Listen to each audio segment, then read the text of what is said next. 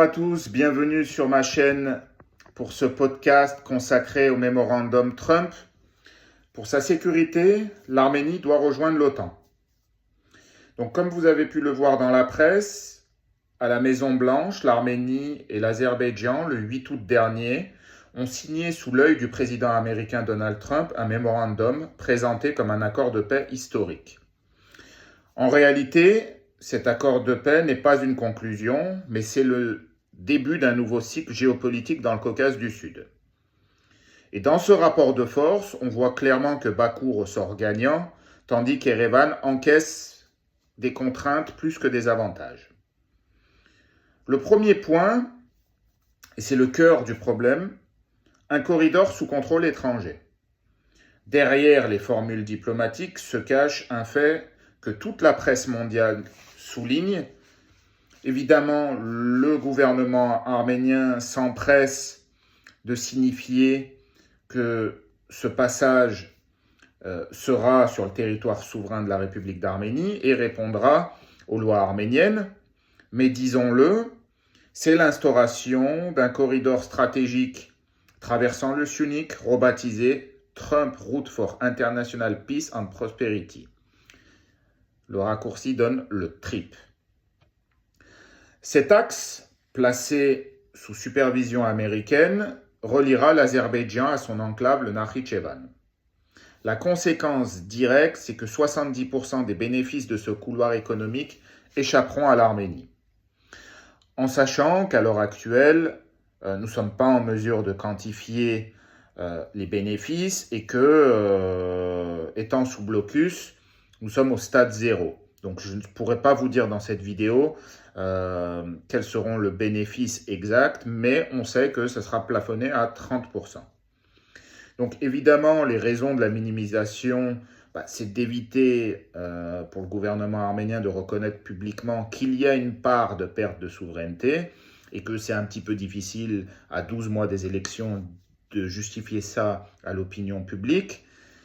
Mais néanmoins, rappelons que des informations sont sorties, comme quoi qu'au mois de mars dernier, l'Azerbaïdjan prévoyait une annexion du sud de l'Arménie, que les États-Unis, par sa diplomatie, se sont activés pour empêcher cela et qu'aujourd'hui, cet état de fait est la conséquence de tout ça. Donc un axe stratégique financé et contrôlé par les États-Unis, traversera notre territoire. Donc oui, clairement, on voit que dans ce jeu, les États-Unis vont affaiblir la Chine, ils vont affaiblir la Russie, l'Iran, mais cela ne doit pas affaiblir Yerevan. C'est pour ça qu'il est très important de travailler sur des contreparties. Pour que ce projet devienne réalité, il faut être clair, il faut qu'elle soit accompagnée de mesures fortes.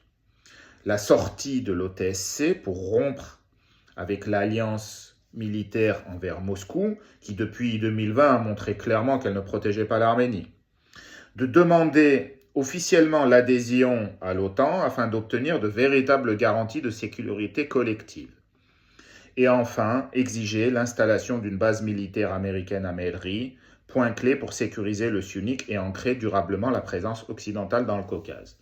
En sachant que la question militaire, pour l'instant, elle est mise de côté, mais c'est des objectifs sur lesquels nous, la diaspora, on doit travailler et on doit justement faire en sorte que cet accord qui a été, ce pré-accord, en réalité, ce n'est pas un accord de paix qui a été signé, c'est un pré-accord, c'est un mémorandum, nous soit à terme favorable. Je vais vous exposer ce qu'a obtenu l'Azerbaïdjan dans un premier temps. Donc, l'Azerbaïdjan ressort de l'accord avec la possibilité d'acheter des armes américaines, là où elle était en embargo depuis 1992. La garantie d'un passage terrestre qu'elle convoitait depuis des dizaines d'années. Et puis, des nouveaux contrats pétroliers avec des entreprises américaines. Yerevan, de son côté, a signé 3 accords de protocole avec Washington. Donc le premier, c'est un partenariat de développement pour les capacités du programme qui est promu par le gouvernement arménien, le Carrefour de la paix, donc les moyens de déblocage des communications de l'Arménie. un partenariat d'innovation dans l'intelligence artificielle et les semi-conducteurs, et un partenariat pour la sécurité énergétique, incluant investissement dans les infrastructures et diversification des approvisionnements. Ce qu'il faut comprendre dans ces deux schémas, évidemment, je vous l'ai dit en introduction, c'est qu'on a l'impression que Yerevan, que du moins que Bakou sort le grand gagnant. Évidemment qu'il est en position, que le président Aliyev est en position de force, parce qu'étant donné qu'il a gagné la guerre et que militairement, il n'a pas la volonté de signer un accord de paix, il a la volonté, comme tout dictateur qui se doit, de continuer d'avancer. Or, l'ancrage américain, quelque part, est un gage de garantie pour nous, mais il ne doit pas s'arrêter là, parce qu'il faut qu'on comprenne les objectifs. Les objectifs, c'est le déblocage des moyens de communication, qu'ils soient de transport, mais aussi humains. C'est-à-dire qu'aujourd'hui, la population doit pouvoir aller d'Arménie en Iran, elle doit pouvoir aller d'Arménie en Géorgie, elle doit aller d'Arménie en Turquie, elle doit aller d'Arménie en Azerbaïdjan. Ça va être ça le plan de demain, de pouvoir libérer les moyens de communication. Alors que dans un pays comme l'Azerbaïdjan, toutes les frontières terrestres sont fermées. La frontière avec la Géorgie est fermée, la frontière avec la Russie est fermée, la frontière avec l'Arménie est fermée, la frontière avec l'Iran est fermée. Nous sommes dans un pays qui, depuis 2020, est en état d'urgence Covid, mais ça fait 5 ans qu'ils sont en état d'urgence Covid, où la population ne peut sortir que par avion, dont les compagnies sont contrôlées par le président de la République, enfin le dictateur Ilham Aliyev, et que demain, il va falloir faire ces réformes-là pour l'Azerbaïdjan.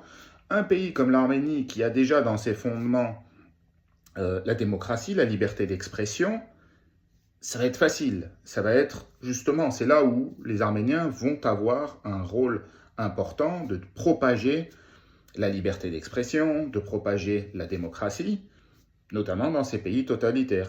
L'Iran, l'Azerbaïdjan, la Géorgie qui est aujourd'hui pro-russe, donc qui se dirige vers un régime totalitaire.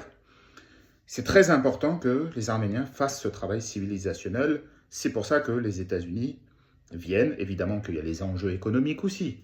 Mais ce qu'il faut comprendre, c'est que cette frontière est une frontière idéologique en premier. Le second point est économique, il n'y a pas de sujet. Et puis le troisième, militaire. Le rôle de la France. Donc les dirigeants, notamment Ilham Aliyev et Erdogan, ont tout fait pour écarter la France de ce jeu. Mais néanmoins, la France ne peut pas être exclue des processus du Caucase Sud. Oui à l'ancrage américain, dans le sunnique, il n'y a pas de problème là-dessus, mais pas à n'importe quel prix. La France est un acteur historique dans la région. La France a vu son rôle réduit, ce qui renforcerait justement la dépendance européenne envers Ankara et Bakou. Or, ce qu'on sait, c'est que le président de la République, Emmanuel Macron, est sur le continent européen celui qui est en charge de tous les processus eurasiens. Or, ces deux dictateurs ne peuvent pas composer sans le président français. Et de plus, ce qu'on peut préciser, c'est que le président français Emmanuel Macron a œuvré sur toutes les questions arméniennes. Et il y a des thèmes qui ne sont pas ressortis dans ce mémorandum. Le retour des Arméniens en Artsakh. Oui, s'il y a des moyens de communication qui sont ouverts, pourquoi les Arméniens d'Artsakh ne pourraient pas retourner sur leurs terres ancestrales? La libération des otages arméniens, ces thèmes-là n'ont pas été abordés. Le retrait des troupes azerbaïdjanaises du territoire arménien, ces thèmes-là n'ont pas été abordés. Ces questions ont été posées lors de la conférence de presse. Personne n'a voulu y répondre. Personne n'a voulu répondre sur le retour des Arméniens en Artsakh, sur les prisonniers. On a pu voir quand même une séquence de Donald Trump qui parle des 23 prisonniers chrétiens et qu'il ferait la demande à Ilham Aliyev et qu'il est sûr qu'il obtiendrait un résultat. C'est une bonne chose, mais il faut conclure clairement. Il faut que ces points-là soient tranchés. Mais ces points-là ne figurent pas dans les 17 points qui ont été publiés. Je ne vais pas exposer les 17 points qui ont été exposés, mais on s'attendait à ce que ça soit quelque chose de très mauvais. On constate que ce n'est pas forcément à notre avantage, mais ce n'est pas non plus quelque chose sur lequel il y a un scandale à relever. Je ne constate pas d'hystérie. mais il y a des questions en suspens, celles que je viens de vous exposer. Donc évidemment que c'est une illusion de la paix pour l'instant, ce n'est pas un traité de paix qui est signé, et que d'ailleurs le cessez-le-feu de 2020 qui avait été signé sous l'égide de la Russie n'a jamais été appliqué. Nous avons tenu 5 ans malgré les pressions constantes. Donc aujourd'hui, il faudra continuer à tenir. D'ailleurs, Ilham Aliyev a tout de suite commencé dans sa rhétorique à imposer le changement de la Constitution. Or, ce point-là n'apparaît pas dans les 17 points qui ont été signés par les ministres des Affaires étrangères. Donc évidemment, ce qu'il faut constater, c'est qu'Ilham Aliyev a absolument besoin de continuer sa rhétorique anti-arménienne, ne serait-ce que pour sa politique interne, parce qu'il désigne les Arméniens comme des ennemis. En ayant un ennemi extérieur, il consolide justement son peuple en ayant cette rhétorique-là, alors qu'il y a énormément de problèmes en Azerbaïdjan. Donc on est clairement dans une région qui est en mutation rapide. Cet accord n'est pas figé. Les mois à venir nous montreront justement les évolutions, notamment en Iran, en Géorgie, en Azerbaïdjan, où l'ancrage américain aura des répercussions, et ces répercussions auront des conséquences sur l'Arménie.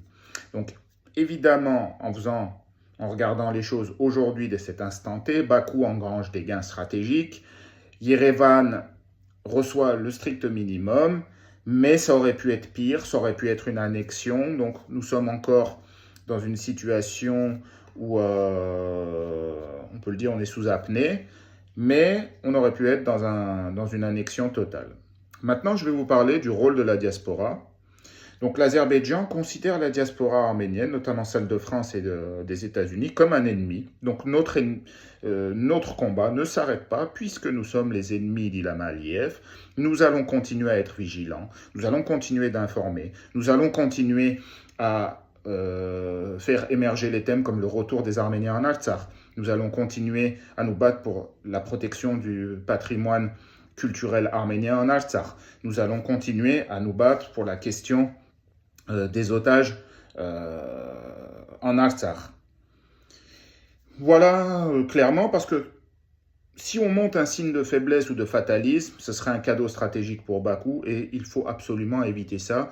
Dans l'accord de paix, il parle qu'il n'y aurait pas d'ingérence extérieure d'un pays de l'autre. On sait maintenant, depuis 2020, Aliyev fait de l'ingérence totale avec le champ d'information arménien. Donc le plan à venir et une réflexion finale. L'ancrage américain dans le Caucase est pour moi une très bonne nouvelle. Elle peut servir de levier d'équilibre pour équilibrer justement une zone explosive, seulement si l'Arménie se projette dans un plan ambitieux. Faire de l'Arménie un centre de gérance globale, un point incontournable d'investissement, d'innovation et d'alliance, une diplomatie qui rompt avec les alliances du passé, la Russie, l'OTSC, il est impératif de sortir de ces alliances, et une orientation assumée vers l'Occident et ses structures de défense, l'OTAN. Comme on dit, celui qui veut la paix prépare la guerre. Nous devons adopter cette logique pour défendre bec et ongle les intérêts arméniens dans l'arène internationale comme sur notre propre territoire. Il est important de devenir une force de dissuasion, une force d'équilibre militaire, notamment avec l'Azerbaïdjan, pour que ça ne se reproduise plus. Au moment où je tourne cette vidéo, la rencontre entre Poutine et Donald Trump n'a pas encore eu lieu. Ça fait un certain temps que nous disons que l'Arménie peut être échangée contre l'Ukraine. Le sujet ukrainien sera débattu lors de cette rencontre. On imagine mal Donald Trump arriver dans une situation de faiblesse, lui qui vise le prix Nobel de la paix. Est-ce que l'Arménie va être échangée contre l'Ukraine? Est-ce que le Caucase est devenu le point central des enjeux internationaux? Moi, je pense que oui. Il est très important de surveiller tout ça. Mais voilà, il faut voir cet accord comme la politique du verre à moitié vide. Nous ne sommes pas dans l'objectif 100%. Je vous le dis, nous avons atteint 30% des objectifs que nous aurions pu accomplir. Néanmoins, nous limitons la casse et ça nous laisse le champ pour travailler sur divers thèmes assez importants pour créer justement les conditions d'un équilibre, de créer les conditions pour faire de l'Arménie un centre de gérance globale. Voilà pour ce que j'avais à dire dans cette vidéo. J'espère que ça vous a plu. Il est important de se mobiliser, d'être unis derrière ces thèmes-là. Et je vous dis, j'aimerais que vous likiez ma vidéo, que vous la partagiez. Et puis je vous dis à une prochaine fois dans un prochain podcast. Merci beaucoup en tout cas et puis à bientôt.